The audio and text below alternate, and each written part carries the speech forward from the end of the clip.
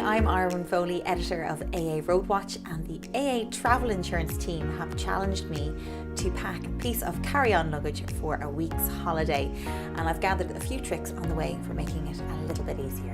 Roll your clothes and start by filling the grooves of the case. Perhaps for this one, don't use items that crease easily. Nappy bags. They're useful for so many things. Bringing wet items home, like your swimming togs.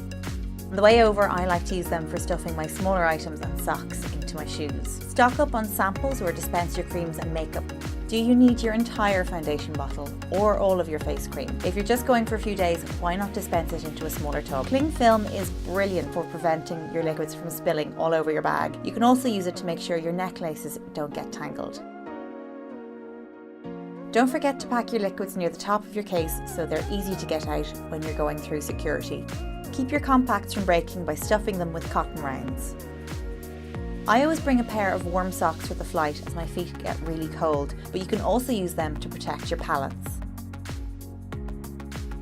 Stack your bikinis and bras on top of each other and then stuff them with smaller items so that they hold their shape in the bag. Use a bag that you can fold flat. If the airline decides to take your hand luggage, you can always stuff it with your valuables and most important items before they take it away. Wrap wires such as your headphones and charger with hair bobbins and then put them in your glasses case. Always keep your passport, boarding pass, iPads and laptops easy to hand. You have to take them out at security, but also you'll need them to be close by.